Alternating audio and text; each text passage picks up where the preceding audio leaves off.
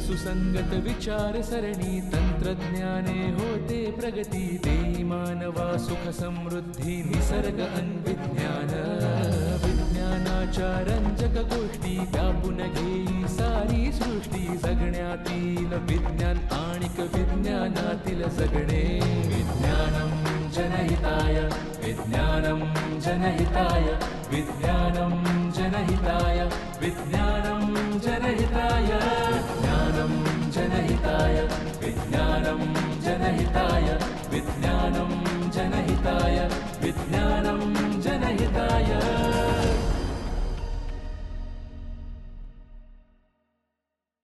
100 वर्ष मॅडम तुम्हाला. Thank you so much. पण एवढी का आठवण 100 वर्ष? अहो मॅडम आठवण तर नेहमीच असते हो. आणि फर्स्ट इयरला असताना माझ्या सगळ्यात फेवरेट टीचर होता तुम्ही आणि तुमचा विषय सुद्धा. त्याचं कारण तुला प्रयोग करायला आवडायचा. हो मॅडम. आधी इडल्या तर घ्या बघा तरी तुमच्यासारख्या मला जमल्यात का. इथे कुठे आला होतात मॅडम तुम्ही? अगं इथे तुझ्या घराजवळच एक वर्कशॉपला आले होते. वेस्ट मॅनेजमेंट वरती वर्कशॉप होतं. अरे वा. सध्या आमच्या सोसायटीचं काम ते माझ्याकडे आहे. वर्कशॉप लवकर आटपलं. म्हटलं तुला भेटावं, बरेच दिवसात तुला भेटले नाहीये आणि हे तुझं नवीन घरही बघितलं नाहीये म्हणून चान्स घेऊया म्हटलं. भेटतेस का ते? हो बरं केलं ना मॅडम तुम्ही आलात. आणि आता अक्षय पण येईलच थोड्या वेळाने त्यामुळे त्याची सुद्धा भेट होईल. खरं तर आज सुट्टीचा दिवस असला ना तरी ऑफिस निमित्त जरा त्याला जावं लागलंय, अर्जंट काम आलंय. हा मी मगाशी म्हणत होते मला तुमची आठवण येण्याचं कारण असं की आज मोबाईलवर एक जरा वेगळी माहिती वाचली. त्या संदर्भातला प्रयोग मी करेन असा मी विचार करत होते. म्हटलं त्याच्याविषयी तुमच्याशी बोलू आणि तुम्हीच इथे हजर त्यामुळे मला खूप छान वाटलं. कुठल्याही गोष्टीची शहानिशा व्यवस्थित शहानिशा केल्याशिवाय कुठली कोणीतरी सांगतंय म्हणून असं तू कधीच विश्वास ठेवणार नाही ही माझी खात्री आहे. तू हाडाची वैज्ञानिक आहेस. अहो मॅडम हे सगळं तुमचं क्रेडिट. म्हणजे असा विचार करण्याचं वळण तुम्ही आणि माझ्या आई वडिलांनी मला लावलं. आणि प्रयोग करण्यासाठी काय अक्षयचा सुद्धा पाठिंबा असतोच मला त्यामुळे काही टेन्शनच नाही. हां तर मी मगाशी असं म्हणत होते की आपल्या मोबाईलच्या युनिव्हर्सिटीवर काही ठराविक तारखांना पावसाच्या पाण्याने दुधाचं दही लागतं अशी माहिती मी वाचली. म्हणजे माझ्या मैत्रिणींनी ती मला पाठवली आणि विचारलं हे खरं आहे का ग. आता वास्तविक तुम्ही सांगा मॅडम हा प्रयोग त्या सुद्धा करू शकत होत्या की नाही. पण नाही त्यांना रेडीमेड उत्तर हवंय ना. पण जाऊ दे त्या निमित्ताने मला प्रयोग करण्याची एक आयती संधी मिळाली. खरंच चांगली संधी. कुठलीही गोष्ट तशीच आहे किंवा तशी नाही हे ठरवण्याच्या आधी त्याची व्यवस्थित तपासणी करायला हवी हे मात्र खरं. आणि तुला गंमत सांगू काही दिवसांपूर्वी हाच मेसेज मलाही आला होता. हो का? आणि त्यात दिलेल्या ज्या तारखा होत्या की नाही हस्त नक्षत्राच्या त्या तारखांच्या जस्ट आधी तो मेसेज आला होता. अरे वा. मग तुम्ही केलात प्रयोग? येस. काय झालं सांगा ना. पण त्याआधी तुला मी दही कसं लावायचं हे सांगायचे. म्हणजे ती आपली माझी पद्धत ते आठवतंय का? अहो असं कसं विसरेन मी मॅडम. दही लावणे ही प्रक्रिया तुमच्याकडनं ऐकणं म्हणजे काव्यात्मक आणि रसग्रहणात्मक असायचं आमच्या सगळ्यांसाठी. अरे वा अनुश्री आज एकदम काव्यात्मक रसग्रहणात्मक शब्द वगैरे तुझ्या तोंडी. मी नक्की माझ्याच घरात शिरलोय ना. अरे मॅडम तुम्ही व्हॉट अ प्लेझंट सरप्राईज. तुम्ही केव्हा आलात? कशा आहात? आत्ताच थोड्या वेळापूर्वी आले. मी मस्त. तू कसा आहेस? मी पण मजेत. बिझी ना? थोडा. त्याचं काय मकरंद सरांनी एका नवीन प्रोजेक्टची जबाबदारी दिली आहे. अच्छा. AI शी रिलेटेड आहे. नवीन आहे सगळं माझ्यासाठी म्हणून वेळ द्यावा लागतोय. ओके. तुम्ही बसा मी जरा फ्रेश होऊन येतो. ओके. तू फ्रेश होऊन ये मग गरमागरम इडल्या खा. क्या बात आहे. आलो. तर मॅडम दही लावणे याविषयी तुम्ही जे सांगायचात ना त्यातला शब्दन शब्द माझ्या लक्षात आहे. चला तर मग करूयात का रसग्रहण? अरे वा नक्कीच चालेल. एक छान आकाराचं स्वच्छ भांड घ्यायचं. शक्यतो तेच भांड दही लावायला घ्यायचं. हो. मग विरजण चमच्याने मोडून त्याची छान पेस्ट तयार करायची. आणि ही पेस्ट त्या भांड्याला चेहऱ्याला क्रीम लावल्यासारखं छान सगळ्या बाजूनी लिंपायचं. मग दुसऱ्या भांड्यात दूध गरम करत ठेवायचं. दूध जास्त गरम नको आणि जास्त थंड नको. आणि मग हळूहळू ते सतत ढवळत राहायचं आणि मग ओतायचं. बरोबर? बरोबर. आणि मग ते झाकून एका उबदार ठिकाणी ठेवून द्यायचं. काही वेळात म्हणजे साधारण 6-7 तासांनी घट्ट दही तयार. आणि त्या मस्त घट्ट झालेल्या दह्याचं जिभेने रसग्रहण करायचं. तुमची दही लावण्याची पद्धत एवढी स्टेप वाईज काव्यात्मक काय ते मला माहित नाही, पण अनुश्री दही उत्तम लावते एवढं मला मात्र माहितीये. हा मॅडम, आता तो तुमच्या समोर असं म्हणतोय हा. पण दही लावण्यासाठी विरजणच का घालायचं, किंवा मग दूध कोमटच का करायचं, थंडच का नको, असे अनेक प्रश्न याला पडलेले असतात. मग तू त्याला हे सगळं शास्त्रशुद्ध पद्धतीने का करायचं हे सांगितलं नाही? सांगितलं, पण मलाच ते अजून नीट कळलं नाहीये. ओके, ऐक, मग दूध लावायला दही घेतो म्हणजे विरजण. करेक्ट. हा. त्याच्यामध्ये जीवाणू असतात, म्हणजे बॅक्टेरिया. ओके. आता दुधामध्ये एक शर्करा असते. शर्करा म्हणजे साखर ना. मी नेहमी हिला सांगतो दुधात आधीच साखर असते, त्यात आणखी साखर घालून पिते. डायबिटीस नाही का होणार? अक्षय, जरा शांतपणे बस, तू आधी जरा खुर्ची घेऊन बस, सांगते मी तुला. बसतो. हा. अरे अक्षय, दुधातली साखर वेगळी बरोबर. आणि आपण रोज खातो ती साखर वेगळी, म्हणजे दोन्ही शर्कराच, पण आपण जी खातो ती सुक्रोज Correct. आणि दुधात असते ती लॅक्टोज. ओके. कळलं का? त्यामुळे जरा शांतपणे मॅडम काय सांगतात ते ऐक आता. सॉरी तुम्ही बोला. It's okay. आता ही जी दुधातली साखर असते की नाही, तर ती ते विरजण आपण जे घालतो त्यातले जीवाणू त्यांच्या वाढीसाठी वापरतात. आता हे जीवाणू जे असतात ना ते विशिष्ट प्रकारचे असतात, म्हणजे लॅक्टिक ऍसिड बॅक्टेरिया असं त्यांना म्हणतात. त्यांच्या वाढीमुळे ते एक विशिष्ट लॅक्टिक ऍसिड असं किंवा आम्ल हे तयार करतात. ह्या आम्लामुळे काय होतं माहितीये का, की ते दुधातलं प्रोटीन असतं ना ते घट्ट होतं किंवा बांधलं जातं म्हणा, म्हणजे आपण दही लागतो असं म्हणतो. हा मॅडम, याच प्रक्रियेला फर्मेंटेशन असं म्हणतात, बरोबर ना? बरोबर बरोबर. आणि आता ही जी प्रक्रिया होतीये त्यासाठी एक विशिष्ट तापमानाची गरज असते.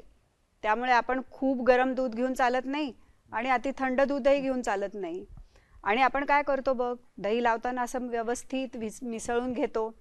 मग मिसळल्यामुळे काय होतं, ते जे जीवाणू असतात ना ते सगळीकडे पसरतात दुधामध्ये आणि दही लागण्याची प्रक्रिया जलद होऊन जाते. अच्छा, म्हणून दही लावताना दूध ढवळून घ्यायचं असतं, म्हणजे दही पटकन आणि घट्ट लागतं. बरोबर. करेक्ट. करेक्ट. आणि मग हेच दही जास्त वेळ राहिलं की ते लॅक्टिक आम्ल ना, हो, ते वाढून दही आंबट होतं. बरोबर. आता कसं बोललास, एकदम तर्क सुसंगतता. येस, एकदम छान, व्यवस्थित एकदम. आता ह्या दुधात आपण दह्याचं विरजण लावलं, पण मग सगळ्यात पहिलं दही कसं बनलं? आणि अनुश्री, तू आता काय तो पावसाच्या पाण्यापासून दही बनवण्याचा प्रयोग करतेस, मग त्या पावसाच्या पाण्यात सुद्धा असतात काय जीवाणू विषाणू का काय ते? थांब थांब थांब थांब, जीवाणू वेगळे आणि विषाणू वेगळे. ओ, म्हणजे ते सूक्ष्मजीवच ना सगळे एक प्रकारचे? नाही नाही नाही, सगळे एकच नसतात, त्याचे अनेक प्रकार असतात. अच्छा, कोणकोणते? मी तुला काही उदाहरणं सांगते बरं का. विषाणू म्हणजे आता तू जे म्हणालास ते विषाणू म्हणजे व्हायरसेस. कोविड काळामध्ये आपल्याला त्यांची चांगलीच ओळख झाली आहे बघ.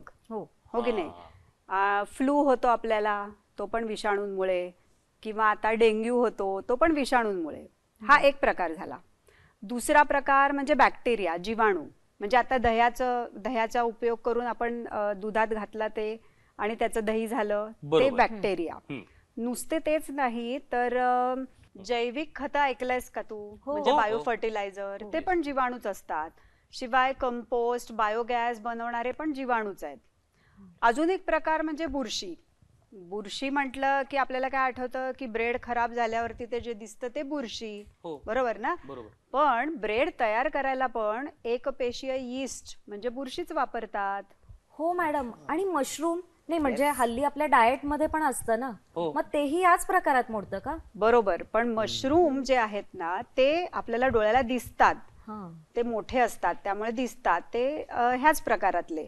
बाकीचे जे आता मी तुला सांगितलं त्याच्यासाठी मायक्रोस्कोप किंवा सूक्ष्मदर्शक वापरावा लागतो, म्हणून ते सूक्ष्मजीव. अच्छा. आणि अजून एक प्रकार सांगते बरं का, इंटरेस्टिंग. प्रोटोझोआ म्हणून आहे. प्रोटोझोआ म्हणजे आता काय सांगू बरं. हा, तुम्ही शाळेमध्ये अमिबा तुम्ही शिकलायत ना? म्हणजे आकृती.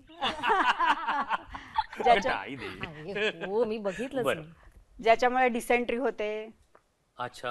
अमिबा, हा, तो बरोबर, अमिबा बरोबर. तुम्ही ऐकलाय. ऐकलंय. तसंच मलेरिया ज्यानी होतो तो पण एक प्रोटोझोआच आहे, त्याचं नाव प्लाझ्मोडियम. आपण मलेरिया तर डासांमुळे होतो ना. डास त्याचा कॅरियर आहे, अच्छा. म्हणजे गाडीमध्ये बसून त्याला नेऊन आणतो तसा तो कॅरियर आहे. बर, कळलं. हा जो प्लाझ्मोडियम आहे की नाही, त्याची कम्प्लीट लाईफ सायकल किंवा जीवनचक्र पूर्ण करायला त्याला डास आणि माणूस किंवा आपण असे दोन्ही प्राणी लागतात. अर्धी सायकल तो त्याच्यात पूर्ण करतो, अर्धी आपल्यात पूर्ण करतो. म्हणजे आता समजा मला मलेरिया झालाय आणि मला डास चावला, तर त्याच्यातले जे असतात प्लाझ्मोडियम तो त्या डास घेऊन जातो आणि त्याची सायकल त्याच्यात पूर्ण होते आणि मग तो जेव्हा दुसऱ्या माणसाला चावतो तर तेव्हा त्याच्यामध्ये तो सोडतो. म्हणजे डास इकडनं तिकडे फक्त नेण्याचं काम नाही करत, पण त्याची सायकलही पूर्ण करण्याचं काम करतो. कळलं का? कळलं. थोडक्यात काय, हे सगळे प्रकार आपल्या घरात किंवा आजूबाजूला असतातच, हो, फक्त आपल्याला नुसत्या डोळ्यांनी दिसत नाही, म्हणून हे नाहीच असं आपल्याला वाटतं. पण मॅडम म्हणतात तसं यांचं एक अख्खं मोठं जगच आहे असं म्हणायला हरकत नाही. हो, खरं आहे ते. आणि इतके आहेत ना त्याचे प्रकार की तू संख्या ऐकलीस तर थक्क होशील. म्हणजे काहींच्या मते 100 दशलक्ष एवढे सूक्ष्मजीव आहेत. माहितीयेत का किती शून्य? आणि काहींच्या मते तर एकावर 18 शून्य बाप एवढे सूक्ष्मजीव आहेत. बाप रे बाप. आणि एवढंच काय, आपल्या अंगावरती किंवा आतमध्ये मिळून एकावर 12 शून्य एवढे सूक्ष्मजीव असतात. बाप रे. म्हणजे ही तर सूक्ष्मजीवांची एक वेगळी जीवसृष्टी आहे असं म्हणायला लागेल. हो. आणि मग आपण यांचा उपयोग काय फक्त दही लावण्यापुरताच करतो?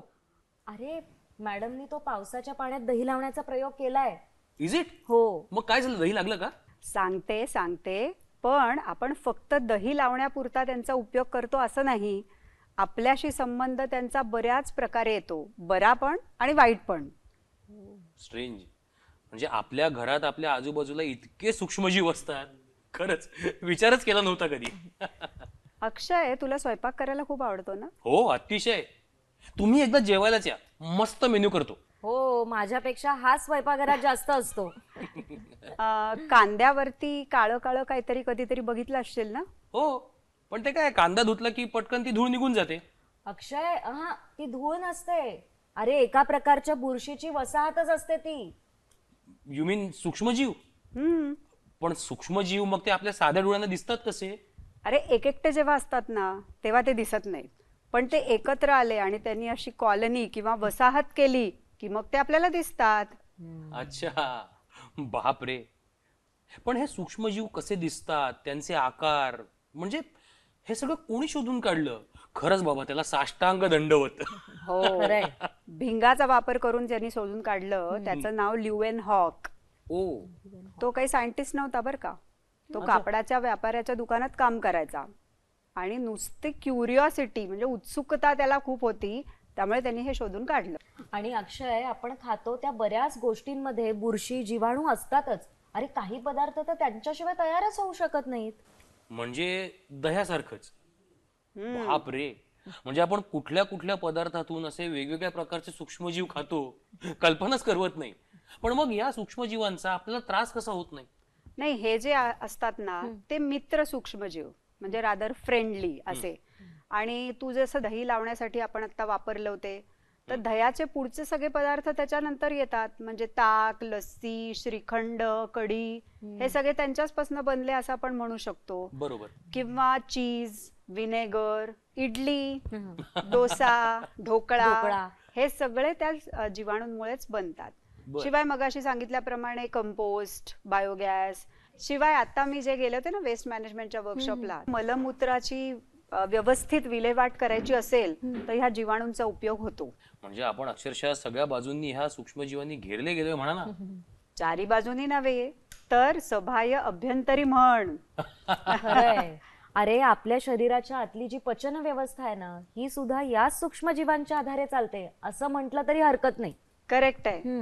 हे सूक्ष्मजीव ना आपल्या शरीराच्या वेगवेगळ्या भागात असतात. म्हणजे त्वचेवर, तोंडात, आतड्यात, योनी मार्गात सगळीकडे असतात. आणि काही उपयुक्त गोष्टी आपल्यासाठी ते करतात. म्हणजे आपण खूप काय काय वेगवेगळे पदार्थ खातो, काही क्लिष्ट असतात, ते आपल्याच्याने पचन होत नाही, ते आपल्यासाठी पचन करून देतात. काही विटामिन्स आपल्याला तयार करता येत नाही, ते आपल्याला तयार करून देतात. आणि जर रोग निर्माण करणारा जंतू आपल्या शरीरात आलाच किंवा आलेच तर काही अंशी हे आपल्याला संरक्षण देतात. आणि तुला एक गंमत म्हणून सांगू का, आपले जे मूड स्विंग्स होतात किंवा नैराश्य येतं, Correct. हे सुद्धा या सूक्ष्मजीवांच्या चयापचयामुळे म्हणजे मेटाबॉलिझममुळे होत असतं. अच्छा, म्हणजे हे गट फिलिंग जे काही आपल्याला येतं ते सुद्धा या सूक्ष्म जीवांमुळेच म्हणायचं की काय? वा वा वा, गट फिलिंग वा. डास त्रास देतोय ग. ते जाऊ दे, मी काय म्हणत होतो, म्हणजे ह्या सूक्ष्मजीवांची ही जी सगळी जीवसृष्टी आहे ना, त्याच्याबद्दल आश्चर्य, कुतूहल आणि आता खरं सांगू का, मला भीती सुद्धा वाटायला लागली. पण हे सगळे सूक्ष्मजीव आपल्याला दिसतात कसे, म्हणजे त्यांचा अभ्यास कसा करतात? भिंगाचा वापर करून. म्हणजे ते टेलिस्कोप सारखं? अगदी तसं नाही, थोडं वेगळं. सूक्ष्मदर्शक आणि टेलिस्कोप याच्यामध्ये फरक आहे. आम्हाला दाखवाल का हो एकदा? हो, सूक्ष्मदर्शक. नक्की नक्की दाखवेन. एकदा आमच्या प्रयोगशाळेमध्ये ये, कॉलेजमध्ये, तेव्हा नक्की दाखवेन. नक्की आहे. अरे हा डास ना, काय झालंय तुला? अगं मगापासून एक डास सारखा छळतोय ग. आता हा तर सूक्ष्मजीव नाही ना, मग नको त्या विषयात कशाला त्याचं नाक सोंड खुपसायला आलाय. आणि त्यात जर हा डास त्या अॅनाफिलिस डासाची मादी असेल ना, तर मलेरिया पक्का. काय अक्षय, आपण इकडे 3 जण बसलोय आणि डास फक्त तुलाच का चावतोय बरं? कदाचित त्याला तुमच्यासारख्या वैज्ञानिकांपेक्षा कवी मनाची माणसं जास्त आवडत असतील. बघितलं? पण तुम्ही प्लीज आता मला हे सांगू नका की हा डास मागे लागण्यामध्ये सुद्धा सूक्ष्मजीवांचा हात आहे. तू म्हणतोयस तर नाही सांगत, पण तेच आहे खरं. म्हणजे असाही अभ्यास झालाय की आपल्या त्वचेवरचे जे सूक्ष्मजीव असतात की नाही, त्यांच्या मेटाबॉलिझममुळे जी रसायनं तयार होतात त्याच्यामुळे एकतर डास आकर्षित होतात किंवा दूर जातात. हो, म्हणजे बघ अक्षय, तुझ्या त्वचेवरचे जे सूक्ष्मजीव आहेत ते डासांना आकर्षित करतायत. मॅडम खरंच, म्हणजे सूक्ष्मजीव वाईट असतात, आजार पसरवतात, हे इतकंच मला बेसिक आपलं माहित होतं. पण त्यांच्या मागची खरी दुनिया तुम्ही आज मला दाखवलीत. म्हणजे डोळ्यांना न दिसणारी दुनिया पण तुम्ही दाखवली. बरोबर आहे तुझं अक्षय. काही सूक्ष्मजीव असतात ते धोकादायक असतात, पण त्याविषयी आपण नंतर कधीतरी बोलू. बर, आता खूप उशीर झालाय, तुम्हाला भूक लागली असेल, तुम्ही इडल्या खा, मी निघते आता. अहो मॅडम, आम्ही खाऊ सावकाशीने इडल्या, पण आम्ही तुम्हाला असंच नाही जाऊ देणार. तुम्ही ते हस्ताच्या पावसाच्या पाण्यात दही लावण्याचा प्रयोग केला होता, त्याविषयी सांगा ना. लागलं का दही? हो, सांगते. व्हॉट्सअप युनिव्हर्सिटीमध्ये बरंच काय काय येत असतं, ते तसंच्या तसं स्वीकारायचं किंवा नाकारायचं असं न करता मी म्हटलं प्रयोग करून बघूयात काय आहे ते. आणि त्याविषयी इंटरनेटवर माहिती मिळवण्याचा प्रयत्न केला मी की पहिल्यांदा दही कसं लागलं असेल.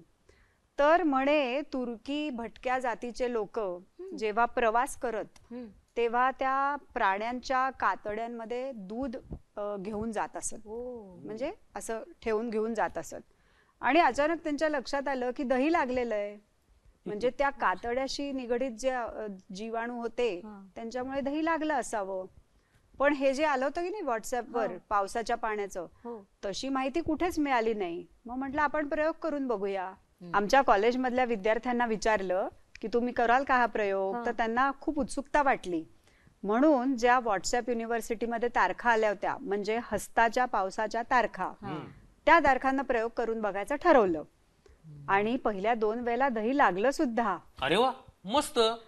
मस्त काय अक्षय, आता तू अगदी सामान्य माणसासारखा, म्हणजे वैज्ञानिक दृष्टिकोन नसल्यासारखं बोलतोयस. हे बघ, 2 तारखांना दही लागलं, पण पुढच्या 2 तारखांचं काय? मॅडम, 4ही तारखांना दही लागलं का? नाही ना, तेच तर.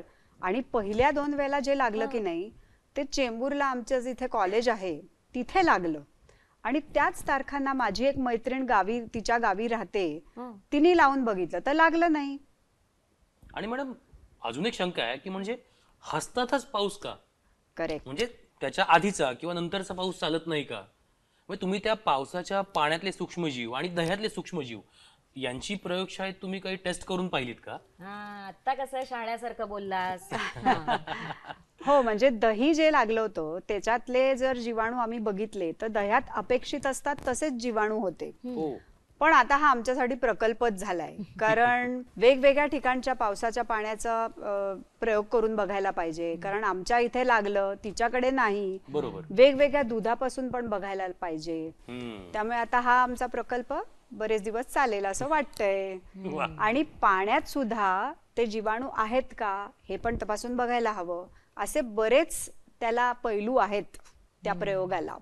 नुसतं एका ह्याच्यावरती आपण हुरळून जाऊन चालत नाही. बरोबर. करेक्ट आहे. म्हणजे थोडक्यात काय, कोणी कितीही सांगितलं तरीही त्याच्यावर विश्वास ठेवण्यापेक्षा आपल्याला शक्य आहेत तितके आणि तेवढे प्रयोग आपण करत राहायचे. करेक्ट. एखादा प्रयोग शेकडो वेळा केला आणि वेगवेगळ्या परिस्थितीतून पडताळून बघितला तरच तो निष्कर्ष समजायचा, तोपर्यंत नाही. बरोबर. चला, आता हा प्रकल्प बरेच वर्ष आमच्याकडे चालणार आहे, निदान 2-3 वर्ष. उशीर झालाय आणि तुम्हाला भूक लागली असेल, मी निघते. हो. पण अक्षय, अनुश्री, प्रयोगशाळेत नक्की या. येणार. अशी तू म्हणाला होतास ना, हो. तेव्हा आपण सगळे वेगवेगळे जीवाणू तुम्हाला तिकडे प्रयोगासकट दाखवू. नक्की चालेल. येऊ. आणि तुम्ही आलात, आम्हाला खूप छान वाटलं मॅडम. आणि तुम्ही पुन्हा नक्की येणार आहात. मी जेवणाचा मेन्यू करणार आहे. नक्की नक्की येणार. चला, अच्छा, बाय. बाय.